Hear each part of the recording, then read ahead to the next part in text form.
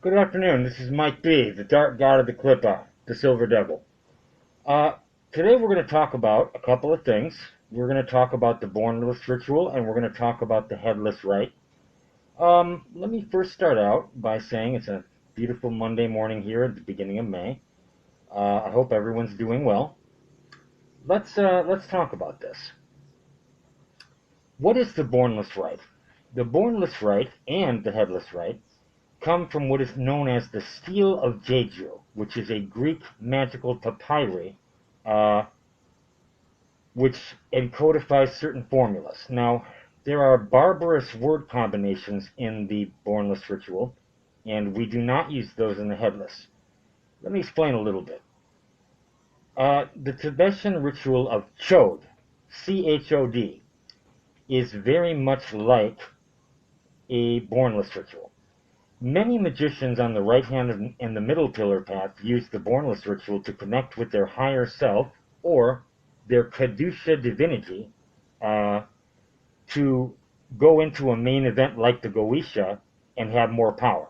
What it effectively does is it makes the spirit see the magician as if he was God. And when God speaks to the spirit is compelled to obey. That's the rationale here. Another use that the Bornless ritual can have is exorcism. All right, a spirit that has invaded a host can be called out through uh, the auspices of the Bornless. Now, let me explain how that works. The person who is possessed or the haunted ground, the magician visits. The magician performs the Bornless ritual, all four quarters. Now, at the calling of the four quarters, the magician invites evil spirits from each of the four quarters to come and devour the impurities in his heart. Okay? When this happens, the magician goes into trance and dreamscape and will confront the evil spirit that is possessing the place or the person. Now, a battle is going to happen in the dreamscape astral. Okay? If the magician loses, the magician is now possessed also, and the magician is defeated, and he now has a possession issue. It'll probably manifest itself like in terms of like physical ticks, like an eye tick, or repeating, using a certain word over and over again accidentally. There are many ways that possession manifests, but once the spirit has got him, it's a wrap. Now he needs to get exorcised. If he wins, he drives the spirit out. If he's really good at what he does, he transforms and heals the evil spirit from the demon that it was into a healthy spirit that participates in the universe in a loving and pro-social and healthy way. That's a big win for an RHP magician right there. Okay. So you can use it as a precursor to goetic evocation or evocation in general, or you can use it as an exorcism. Now, I'll tell you a little bit about the barbarous words of power. Hold on, let me move this. I just got done doing some gin work. There are Greek barbarous words of power, which no one is exactly sure what they mean. Aleister Crowley took a good shot at it in his book Magic and Theory and Practice when he covers the Bornless ritual. Here's how some of it goes. Aragogo brua abral sotu mudario filertatio. Afta braft pasamun Isaac savraft. Rabrio mariudam barbaran bal bin abraft. Like that. The problem that, like, if you look up the Bornless ritual from Israel Regardi, it is a dead performance. That is the worst performance of the Bornless ritual I have ever heard in my life. I love Israel Regardi. I don't disrespect the Golden Dawn, but you know how I feel about the Golden Dawn anyway. But dude, you get out of a ritual what you put into it. How many times do I have to tell you that, you guys? You get out of a ritual what you put into it. If your ritual sounds like this, then what do you think you're going to get out of it? I'm just curious. You're reciting words with an emptiness. There's nothing there. You got to put some balls on your racket and get it cracking. Put some balls on the racket and get it cracking. Aragogoru, abrazo, tu, mudario, filartatio.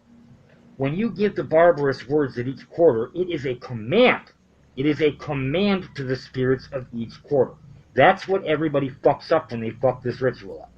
But I just gave you the secret. Now, if you are a newcomer, do not go to the Bornless ritual because you can die, you can lose your mind, or you can get really, really, really sick.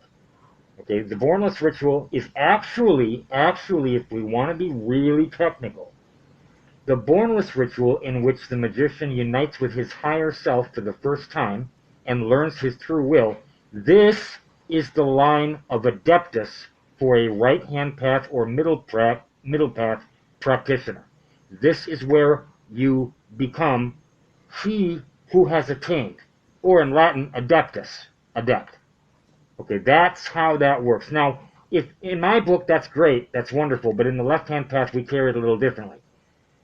That is a title that your peers give you as an honorary. That's not something you start calling yourself just because you finished a ritual. Guys, it just doesn't work that way in my book and in the book of most of the people I know on the left-hand path. We just don't roll that way. It is what it is. Is there a similar attainment in the headless rite, okay, for left-hand path magicians? Yes, you can access your Sitra Akra, your Klipoth divinity, your infernal divinity, through this ritual as well. I'm actually going to read to you the headless rite right now, the left-hand path version of Bornless.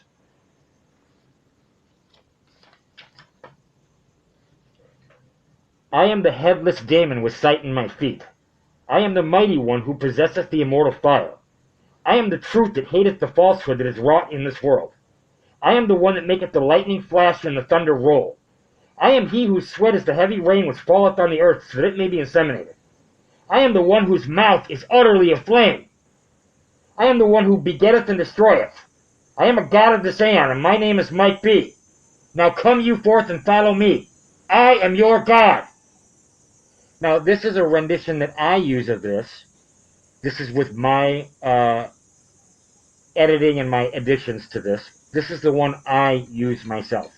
There are a few versions of these, some better, some worse, okay?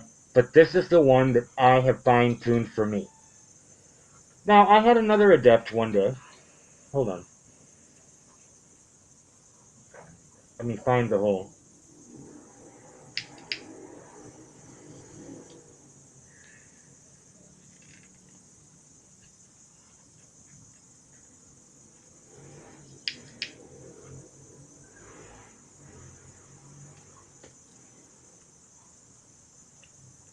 Alright. I had an adept tell me, you know, Mike, when you tell them that you are their god, that statement creates resistance between you and the spirit. And I said, why is that? And he said, well, are you really their god? And I'm like, yeah, I am, and they goddamn well better know it. If they are in my temple when I'm doing this ritual, I am their fucking god. And if they don't know that, they goddamn well better. So if it creates fucking resistance, then I will crush that resistance on the spot. Right? Because if you're not with me right then and there in this ritual, if you're not for me, if you're not going to follow me, then you don't need to be here. You shouldn't be here at all to begin with.